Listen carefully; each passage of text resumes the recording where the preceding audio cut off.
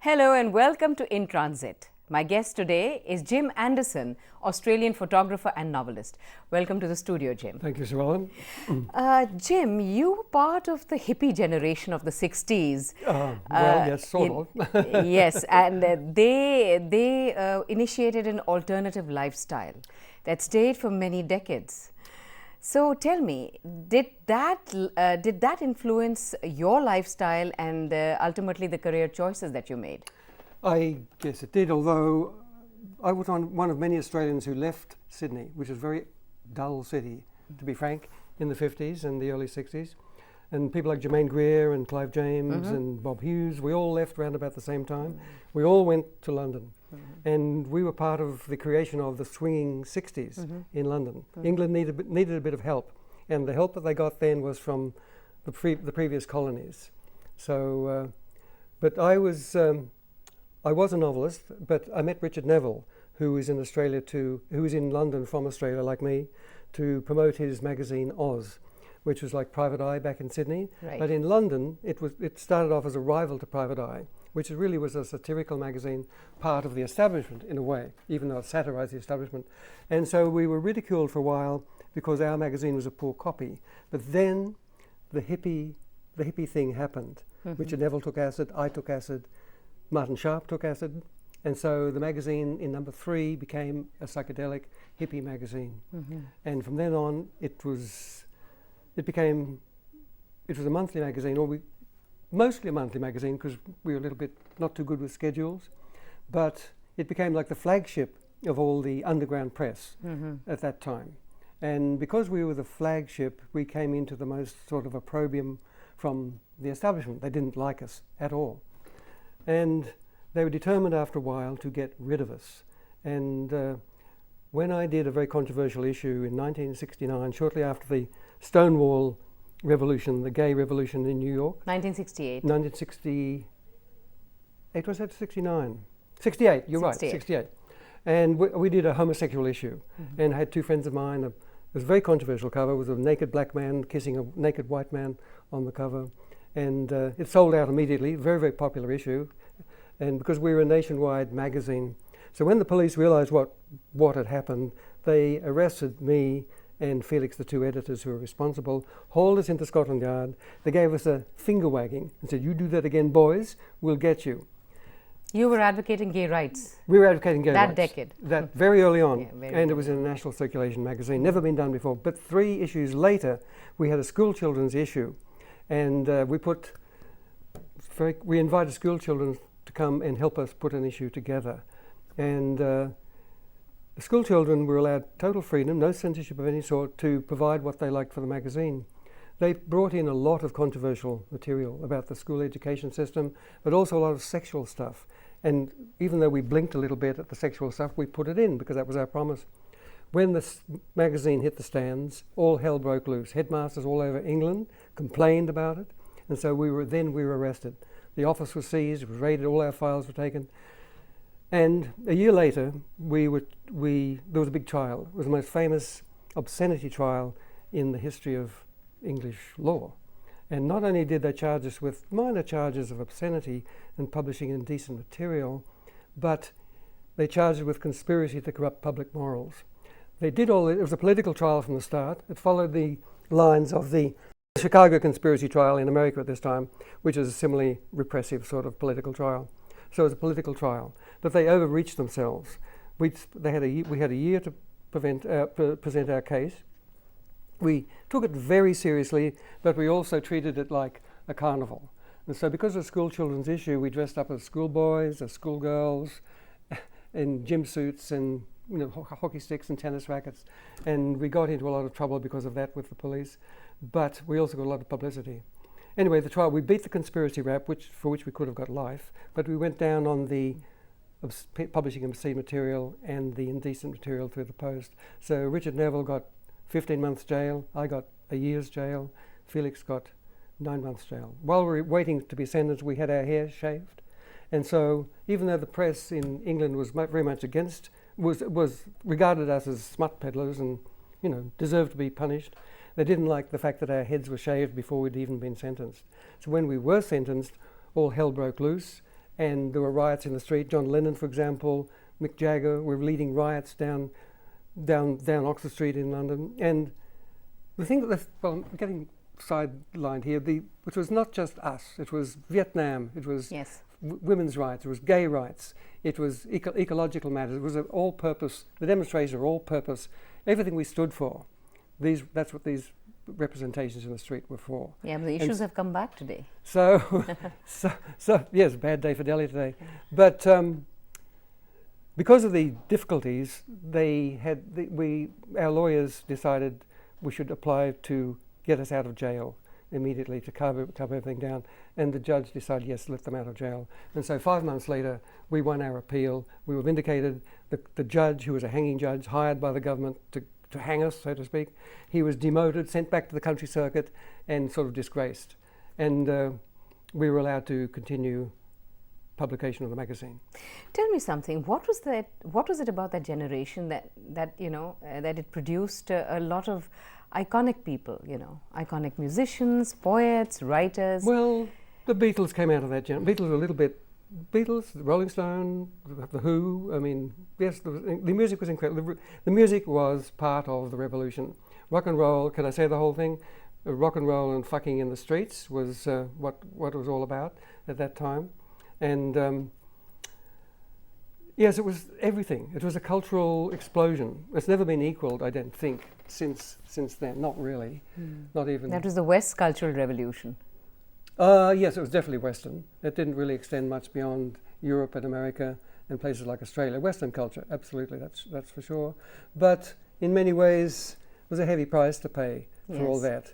I mean, there was the famous Rolling Stone concert in California at Altamont, they had the Summer of Love, which was like the high point of the hippies generation, and then there was Altamont, which was when the Hells Angels took over and the man was murdered. That was the low point of that hippie era. But it just moved into a different phase.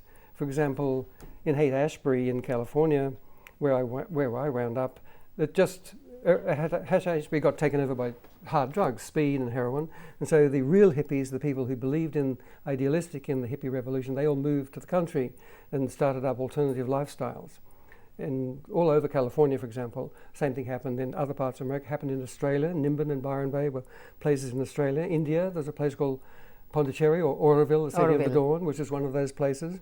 The people who really believed in the revolution and the alternative lifestyle, eco things, liberation of various sorts, they all moved out of the big city centres and created their own cities, small cities. And I joined one of those cities. When Oz Magazine, we soldiered on with Oz Magazine in London for a couple of years, but after the trial we sort of said everything that we'd said somehow. And Richard and I in particular got slightly bored. The magazine was incredibly successful, but it was just like running another magazine, really. I had a sign on my door, and I got 9 to 5 every day. It was the thing I'd run away from, because I was a lawyer to begin with. I was running away from that sort of corporate life. Here I was, back in it. So I left London, and I had a nervous breakdown. That's sort of the trial, and with Oz finishing, didn't quite know what to do with myself. My family has a history of manic depression, and it was triggered by all the pressures of Oz finishing. So I had a friend who knew what was happening to me, and he said, he was in Africa at the time, and he said, look, come here. I've just done a crash course. It was sort of ridiculous, but it was a hippie thing that happened. You would do a crash course in some sort of therapy, like primal screen therapy, which John Lennon did, for example. And he said, I've done a 3-week course in this, and I can help you. And my girlfriend has got the same trouble as you, and I'm helping her. And so why don't you come here? I've got a whole commune of people in Ghana in a very paradisical place. Come here and I'll help you. And so I did get there. I needed a bit of help to get on the plane, but I got there. And it was an unbelievably beautiful place in Western Ghana. Just a little tropical fishing village, completely undeveloped, very peaceful, beautiful surf. You couldn't have imagined a better place. And it seemed to me to be crazy in such a peaceful, lovely place. So the fact that I got out of London where all this chaos was going on, London was going into a decline then, I began to get better. And these therapies that Adam Zasowski, quite a famous man. He runs fashion TV now from Israel, 24-hour fashion. But back then he was a psychotherapist. And so we practiced these, very typical of what happened to a lot of people after the excesses of the 60s, how to repair the damage of the 60s. And so we practiced these naked screaming therapies, primal scream, plus Reichian therapy on the beach in this little old hotel, the only little hotel on the beach, which is a fishing village really. And then when we did this for 2 or 3 months, and then Adam said we're going to take these therapies to a commune in Switzerland. So we did more therapies in Switzerland, and then he turned those therapies, which was another very common thing that happened in the 60s and 70s, went to Amsterdam and performed the therapies in the hippie clubs in Amsterdam with great success. People understood what we were doing, turning therapy into theatre. And so when the summer was over, that's when I went to San Francisco to live in the Haight-Ashbury and experience the Haight-Ashbury, what was left of it, and also to experience what had happened in San Francisco. Another part of the 60s revolution was the Gay Ghetto in the Castro district in San Francisco. Oh, by the way, I'd managed to I was writing a book about the 60s at this point, and I had a contract to do that with an American publisher, so I had to go there to talk about the gay liberation movement in Haight-Ashbury. But I wasn't really quite well enough to do that, and I was sucked into the incredibly hedonistic lifestyle of the Castro district. So I moved to a commune outside of San Francisco, and where Alan Watts, the cosmic therapist guru, was living. And I would have stayed there writing my book. I got well there writing my book, but he died of a heart attack in his hot tub with a gin in one hand and his girlfriend in the other. He was a very good guru, but he was very, very hedonistic. Anyway, but I moved from there to Bolinas, this wonderful alternative town where I lived for 20 years. I fell in love with the town, and I lived there and practiced what I preached beforehand. That's when I became a hippie. I joined the Totem Sutra Theatre Company. I worked in the local bar. I worked in the local organic food store. Bolinas was a great organic center. It was one of the first places in California or in the world to grow organic vegetables. The president of the California Organic Growers Association lived in Bolinas. All sorts of wonderful people like me who needed to be healed lived in this town. Right. Sorry to go on at such length. Not at all. That's great. We'll get back to it after this short break. Okay. Don't go away. We'll be back with you in a few moments.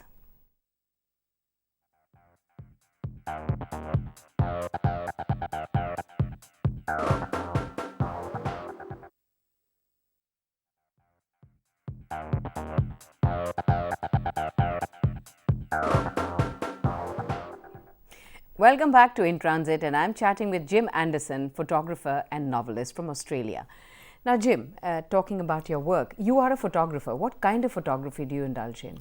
Well, I began to be a photographer in Bolinas, this alternative town that I lived in, and I developed a slideshow called A Look Back at the Town of Bolinas in Spirit and Substance. And there was a group of 3 of us photographers in town, lots of photographers in town, but 3 of us developed this slideshow. And at the end of every year, we'd take photographs of everything that went on in the town, the festivals, the people who worked, the day-to-day life in the town, the landscapes. And at the end of the year, we'd show 1,000 slides, and we'd show it over a period of 3 or 4 days, and the whole town would come. And it was like documentary photography, I suppose. Lots of portraits of people in town. And I did that for 15 years. And it was enormously successful. And I was the commentator. We would arrange a musical soundtrack, and I would talk and comment on the photographs as they went by. 1,000 slides is a lot, but it worked as an entertainment. It's performance stuff. And you're also a novelist. So what have you written, and what are you writing now? Well, in Bolinas for a long time, I wasn't really capable of writing for a while because of my breakdown. But when I got better, I wrote theatre pieces for the Totem Sutra Theatre, and then I got employment as an amanuensis for a man with multiple sclerosis, and we worked together, and it was very, very good for me to restore my total mental faculties. And he said, leave your job in the bar, don't work in the people's store, you can work for me and we'll write things together. So he had a story of mine. I was brought up in the outback of Australia, 300 miles in from Sydney, and he said, that's a very good story. We it's best that you write it as a novel. We've written the screenplay. Why don't you, I'm busy on other things now, why don't you write a novel about that? So I did. It took me a long time, and it was quite difficult to write, but I did it.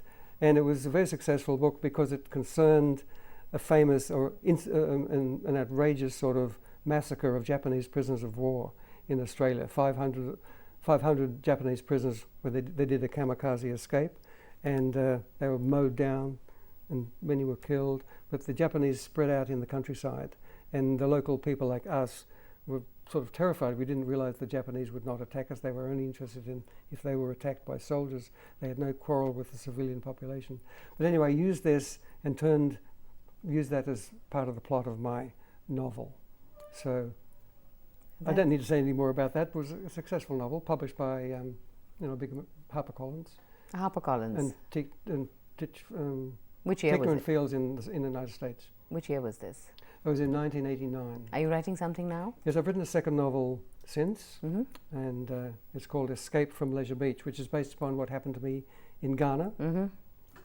Escape from Leisure Beach. It's also got a more daring subtitle, which is called The Aberrations of Ray Grable, and everybody else for that matter. Aha.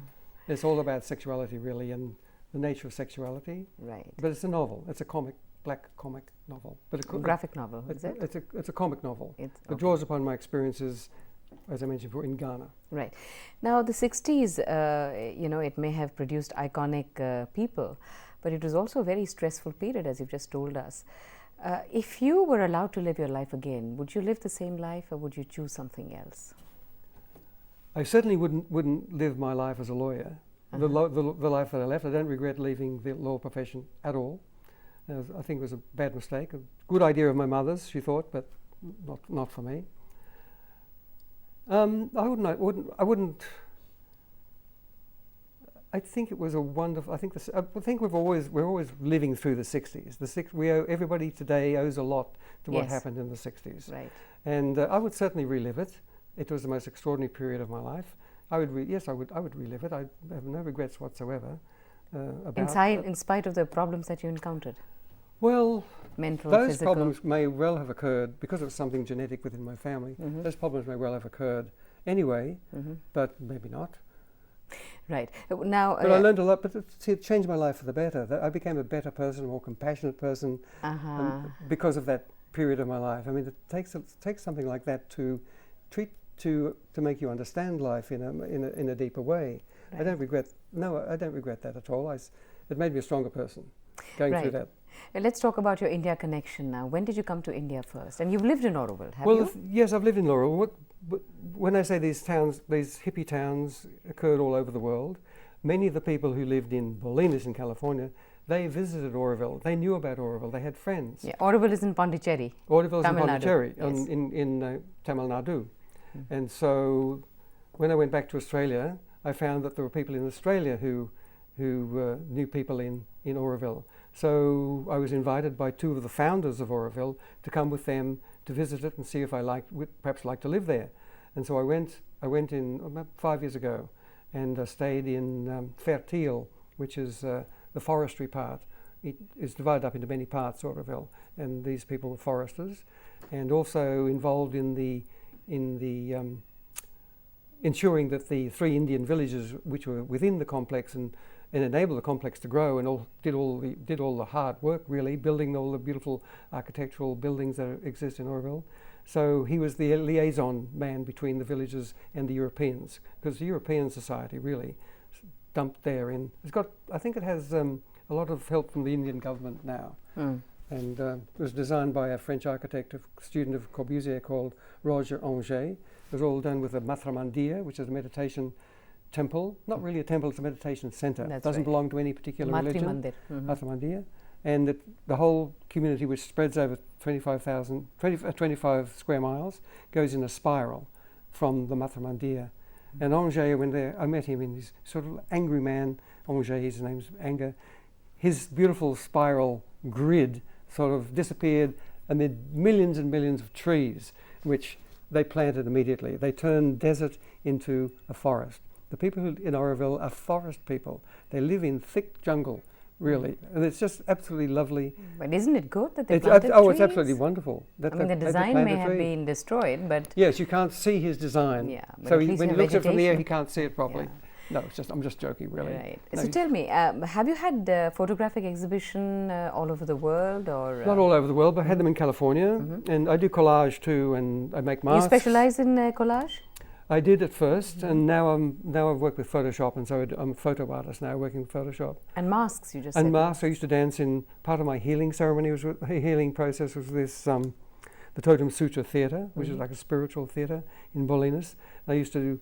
First of all, I did witch doctor masks. I played the part of the witch doctor, the man who healed me, and then then my masks changed from witch doctor masks, fiery, angry, red and black masks. You know, like you have them in India too, Yes. Kali type masks, to sun masks. I became identified with the sun, so all my masks were yellow and very decorative and very, very beautiful masks, sun masks. And I would dance in. I created a festival in Bolinas called the Floating Sun Festival. Like a spring festival every year. Lindia, of course, is noted for its festival. You created the festival. One of the founders. I gave it the name, and the whole group of us created the festival. But I used to dance in the festival as the sun, and we'd march through the streets and dance and festival. Lots of constructions and things like that. And does it still exist? it still exists, but in a very, very small way. All these communities, they faded away in the 80s as the. And they all joined the mainstream? They sort of joined the mainstream in a way, because or the mainstream joined us in a way. That's a nice way of putting it. Yes. I think it's more the other way, and so all those wonderful things that happened in the 60s now belong in the world now. We don't even really realize where they came from in the first place. Right. Well, there should be more awareness amongst the youth. I think a lot of them are very interested. Oh, there's a great read up a lot of material on the 60s. There's an enormous interest in the 60s amongst young people. I mean, my son, for instance, is always researching on the 60s. And he says, Mom, the 60s and 70s were a time that can never be repeated. No, I've had one of my shows was in Sydney was created by an artist called Lok Sabha, who just couldn't. He was so enthusiastic about the 60s and gathered all sorts of material about the 60s, and that's very common. I think the melting pot and the revolution and the protests sort of just threw up a lot of creativity. You know, you've got to be in a state of angst, I believe, personally, for creativity to come through. Either that or you're completely at peace with the world. I mean, you're almost like a sage. Well, these are two impetuses. Peace with the world, I don't know. I don't think we were at peace with the world. I think we were very angry with the world back in the 60s. That's what I said. It's either a revolt angry about Vietnam, for example. Yes, I angry know. about the destruction that was going on to the environment. I think we realized that at the time. Yes. Angry about colonialism, for example, I think was still going on back in the 60s. Yes, but it's all back through the back door. All It's those all issues are back. what goes around comes around, perhaps. Yeah. Well, thanks so much for joining us. It was really interesting talking to you, and all the best. Thank you very much for your trip to Delhi. Well, thank you very much. Okay. That's all in this episode of In Transit. We will return next week same time with yet another personality transiting through the capital. Till then, goodbye.